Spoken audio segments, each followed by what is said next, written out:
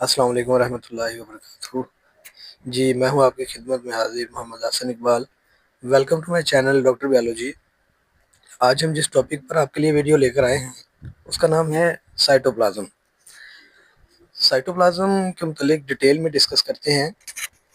मैं सबसे पहले आपको ये बताता चलूँ कि ये इस तरह का एक मटीरियल है या वो चीज़ है जो एनिमल सेल में भी पाई जाती है। आप डायग्राम में देख सकते हैं कि यहाँ पर आपको इसके अंदर जो फ्लूइड पाया जा रहा है, वो जो नज़र आ रहा है, यहाँ पर मेंशन भी हुआ है लेफ्ट साइड पर अगर आप देखें बिल्कुल, तो वो साइटोप्लाज़्म। अब यहाँ एनिमल्स प्लांट सेल में अगर आप देखें, ये प्लांट सेल है, तो इसमें भी आपको नज़र आएगा कि साइटोप्लाज़्म मेंशन हुआ है, बिल्कुल राइट साइड पर अपर कॉर्नर में। लेकिन अगर मुझे एक एनिमल सेल की और डायग्राम मिली थी, ज़्यादा प्रिसाइज़, ज़्यादा प्रोमिनेंट है, जिसमें आप देख सकते हैं कि ये साइटोप्लाज़्म है, लिक्विड। अब इसकी मज़ीद डिस्कस करते हैं डिटेल में। साइटोप्लाज़्म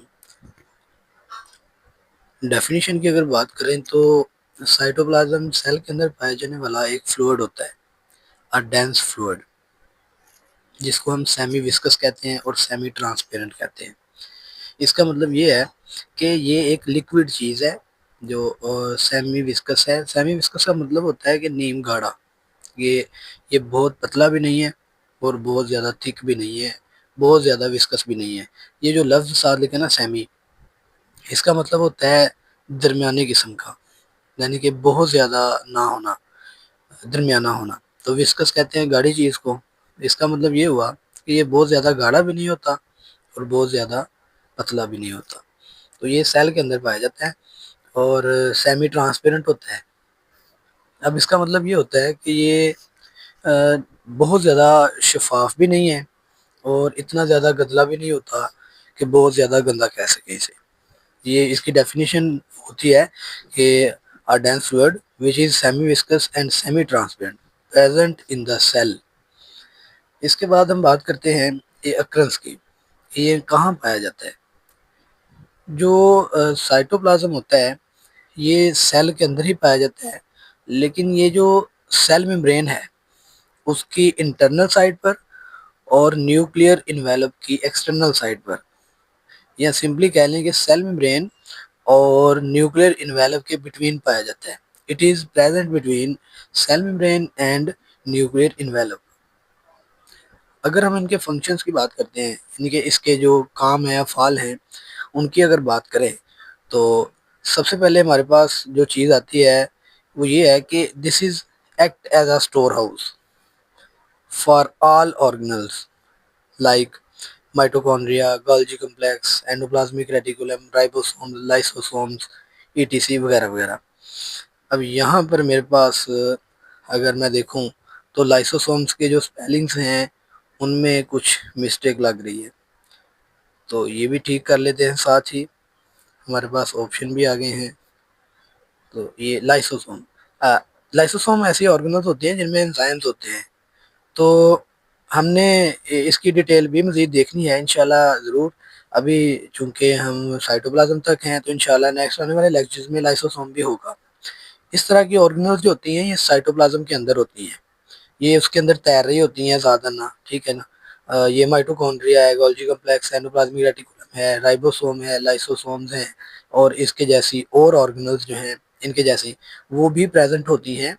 तो ये इसके फंक्शन है कि इसने, यानी कि साइटोप्लाज्म ने, इन जैसी ऑर्गेनल्स जो होती हैं उनको रहने के लिए जगह देनी है, पनाह देनी है। क्यों देनी है? ताकि ये अपने फंक्शन परफॉर्म कर सकें। अच्छा, उसके बाद it acts as a store house for many chemicals. बहुत से केमिकल्स इसके अंदर पाए जाते हैं, जैसे ऑर्गेनिक केमिकल्स होते हैं, ऑर्गेनिक कंपाउंड्स होते हैं, और दूसरी तरफ इनऑर्गेनिक साल्ट्स वगैरह जो होते हैं वो भी इसके अंदर ही होते हैं, आयंस वगैरह होते हैं। बहुत सी ऐसी चीज़ें हैं जो कि इसके अंदर मिक्स हुई होती हैं वैसे ही।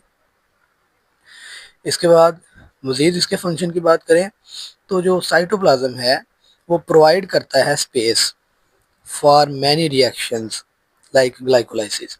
अच्छा, यहाँ ग्लाइकोलाइसिस के मतलब भी मैं आपको थोड़ा सा बताता चलता हूँ कि ग्लाइकोलाइसिस होती क्या है। मैंने आपको बताया है कि सेल के अंदर साइटोप्लाज्म है, साइटोप्लाज्म के अंदर बहुत सी ऑर्गेनल्स हैं। इंग्लिश में जो एग्जैक्ट प्रोनाउंसिएशन है वो ऑर्गेनल होता है, लेकिन इसको उर्दू में ऑर्गेनली भी कहते हैं। तो ऑर्गेनली जो होती हैं, जितनी भी ऑर्गेनल्स हैं वो सेल के अंदर अपना अपना फंक्शन परफॉर्म कर रही होती हैं। कि जैसे मिसाल के तौर पर राइबोसोम प्रोटीन तैयार कर रही है, माइटोकॉन्ड्रिया सेलुलर रेस्पिरेशन करवा रही है, ऐसे ही क्लोरोप्लास्ट फोटोसिंथेसिस करवा रही है। तो हर ऑर्गेनल ने अपना अपना काम सरंजाम देना ना। लेकिन मैंने बताया कि इसके अंदर जैसे अभी आपने देखा है कि इसके अंदर ऑर्गेनिक और इनऑर्गेनिक साल्ट्स वगैरह होते हैं, कंपाउंड्स भी होते हैं, आयंस भी होते हैं। तो इसका मतलब ये हुआ कि अगर यहाँ पर ये प्रेजेंट हैं तो रिएक्शंस हो रहे होंगे। तो बहुत से ऐसे रिएक्शंस होते हैं जो कि साइटोप्लाज्म के अंदर हो रहे होते हैं।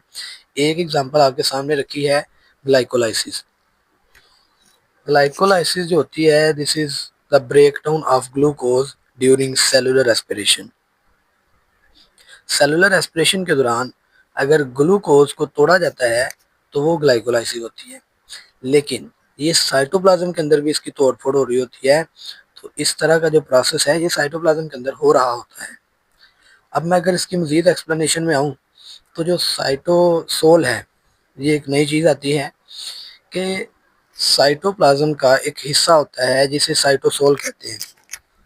इसकी मजीद जो है वो एक्सप्लेनेशन ये है कि this is the soluble part of the cytoplasm. ये वो वाला पार्ट है जो पूरे साइटोप्लाज्म से थोड़ा सा डिफरेंट है, इसको सोलुबल पार्ट कहते हैं। तो इसकी मजीद जो है वो एक्सप्लेनेशन देखने के लिए हम इसकी डायग्राम को देखते हैं इसके साथ ही आगे। तो ये आप चेक करें कि किस तरह जो है वो साइटोसोल साइटोप्लाज्म का पार्ट है, और देखते हैं ज़रा वो किस तरह है। साइटोसोल बिल्कुल लोअर साइड लेफ्ट साइड पर आपको मेंशन हुआ नज़र आ रहा होगा। The liquid component of the cytoplasm surrounds intracellular organelles. के ये जो सेल के अंदर पाए जाने वाली ऑर्गेनल्स हैं उसके गिर्द घेरा हुआ है इसने उनको, यानी कि इसकी डिटेल मजीद आ गई।